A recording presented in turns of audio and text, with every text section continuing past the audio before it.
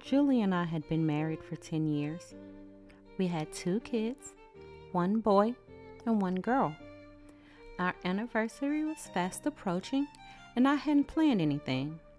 Truth be told, I hadn't planned anything significant for the last 3 years.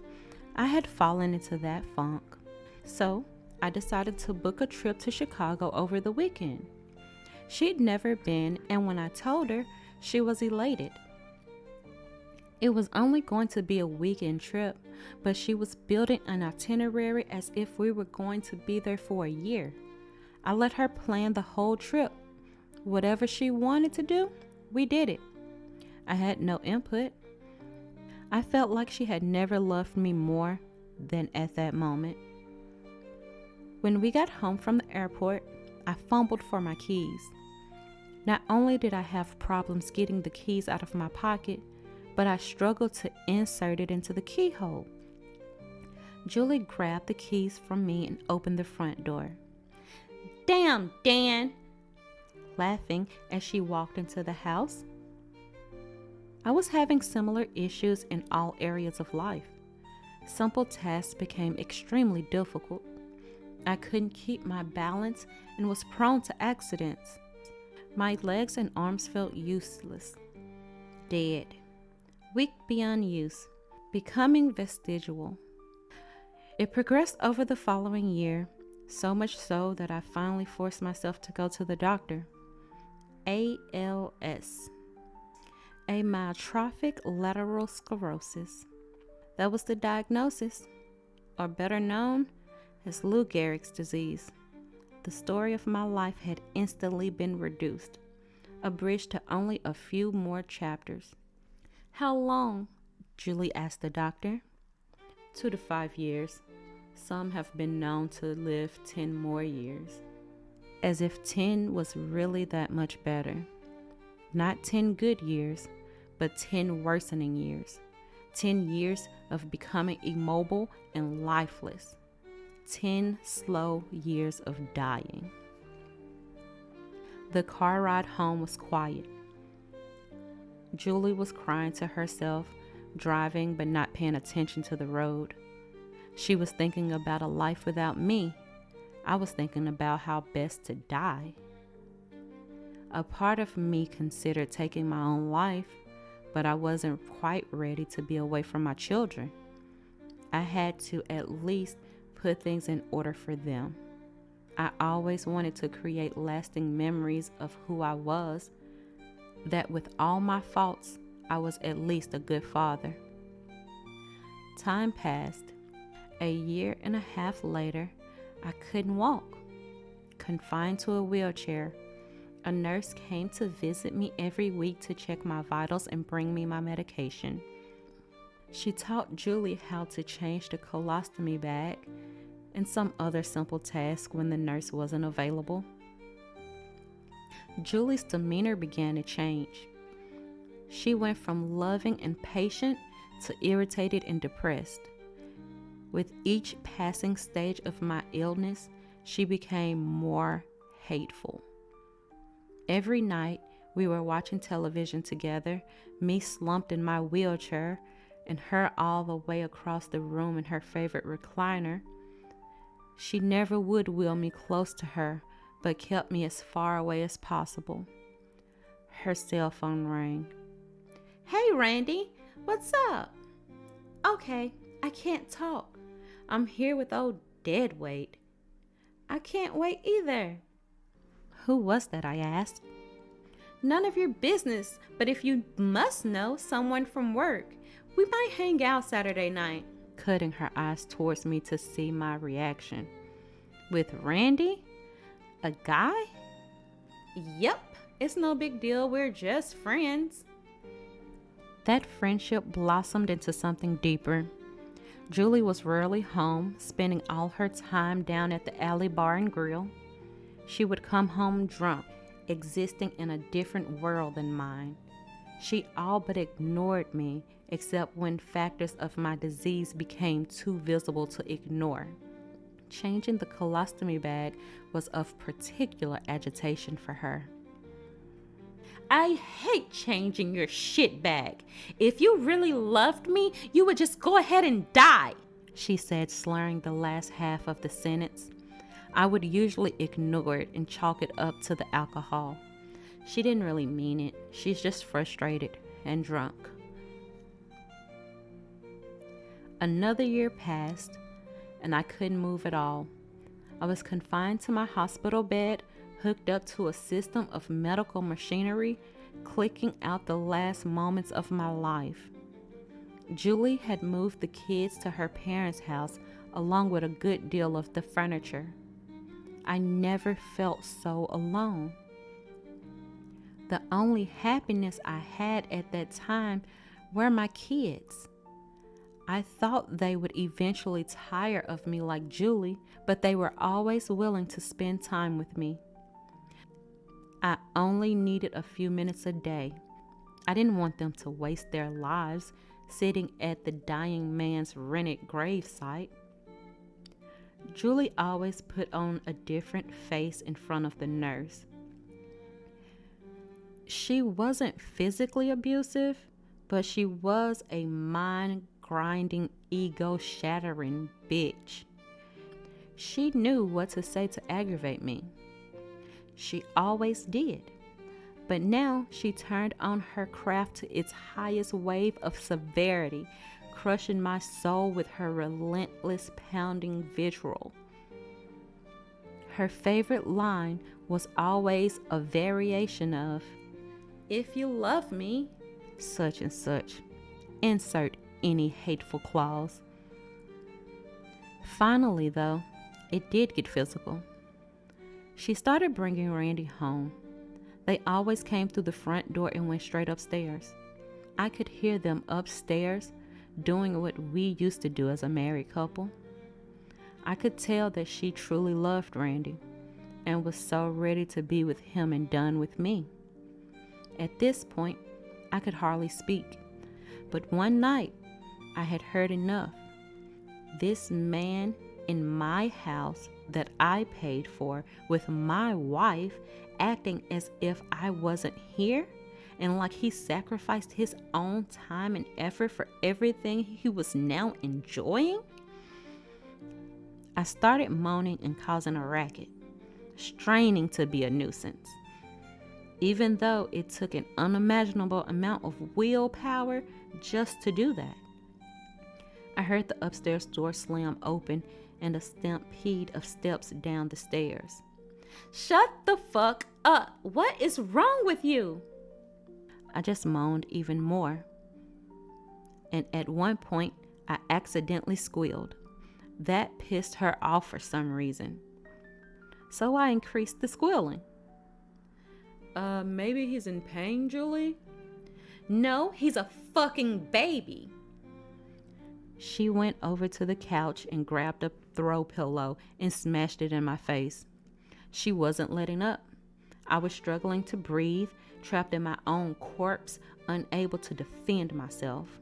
I finally felt a rush of fresh air as the pillow was thrown off my face. Randy had intervened. "What are you doing? Are you psycho? You're going to kill that man." "No, of course not. I was gonna let up. I just lost my temper." Randy looked over at me, and I could see that he had lost something for her. She looked entirely different now. She wasn't the fun-loving brunette he had fallen in love with at the bar. For the first time, I could see that Randy was sympathetic. I still hated him, but I knew it was probably over between him and her. Mission accomplished. The power of squealing. I wept that night, my emotions welling up, but not pity, full of fucking anger. My face was wet with tears that my pathetic, no-good, limp-ass arms couldn't wipe away. The more I thought about the trivial task of wiping away tears and how I was unable to do that, the angrier I got. I prayed to God, but not the type of prayer you would hear in church. I begged God to perform a miracle. I prayed that Julie would die and watch me walk away healthy with a beautiful blonde by my side. I prayed that our kids would hate her forever and spit in her goddamn face. I prayed for the worst possible traumas and calamities to befall her. But in the end, all was silent. The adulterous, no good fucking couple had turned out the lights. They didn't even leave the television on for me. I laid there in the dark, listening to the wind blow outside. Even my slight forgiveness of Randy had subsided. And then my anger turned towards God. How could he do this? He couldn't even give me a peaceful death. He couldn't give me a loving wife until the very end, until my very last breath. I wouldn't have begrudged her to move on the very next day after they shoveled the final piece of dust onto my coffin. I wondered how God could be so cruel as to rip me from my children. Why such a slow, agonizing death? And so, out of spite, not really expecting anything to happen, I prayed to Lucifer. I asked Satan if he healed me, I would do whatever he asked. Just give me back my kids, give me back my life. The wind outside picked up. The moon seemed to dim its light. I heard the swing set swaying violently, the chains clanging against the bars. At the foot of the bed, I saw a dark arm fumble for the footboard, long fingers grasping, and then the other arm. A stench filled the room, and everything else but the figure before me fell out of focus. The head emerged, thinning hair, sunken in face, and exposed teeth. I noticed there were no lips, and where his nose should have been, there was only a flap of skin. He crawled onto my body, skin gray and oily, taut to the bone, and every little muscle in his body twitching rapidly. He crawled all the way up to me and put his mouth to my mouth. I fell out of my body and into another dimension. In front of me, I could see a field with trees, flowers budding and growing in rapid succession, the most beautiful blue skies, my kids bouncing around the playground, and me watching on a park bench. I felt my body falling again. There was Julie, lying in bed. From the other side of the bed, I watched a figure from behind walk up and strangle Julie. The figure looked back at me, and I was staring at my own face. I fell again, and there, chained in a dark room, was myself, with no chance of escape, locked away for eternity.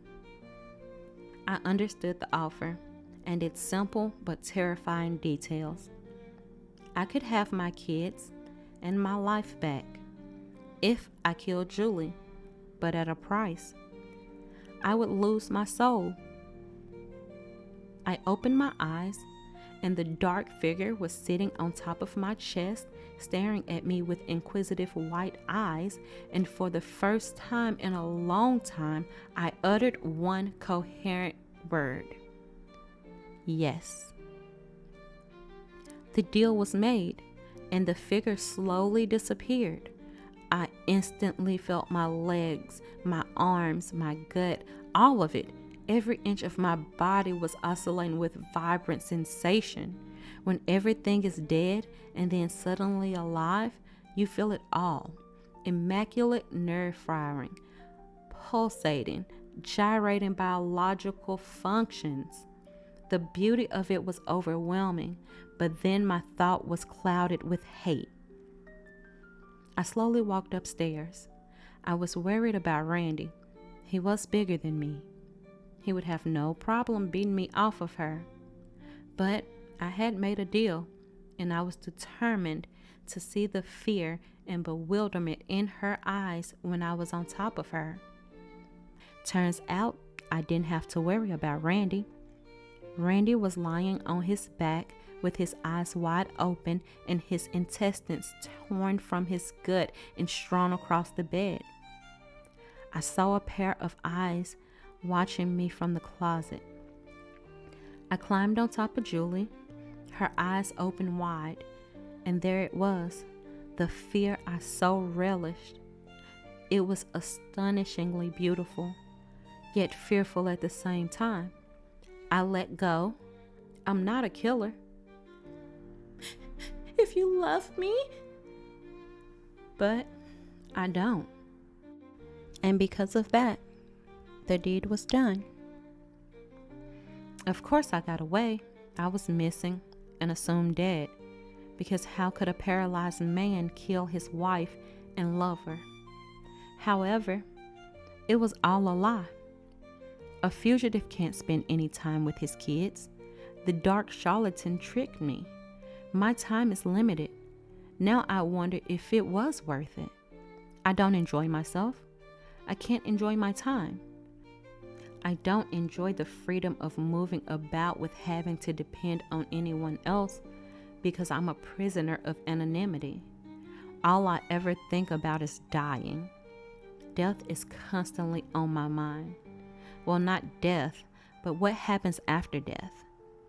Sometimes I lie in the bed unable to move, as if someone is sitting on top of me. I hear the clicking of the machines counting down the days of my accursed life. I took the apple the serpent offered, and now I'm waiting to pay the price.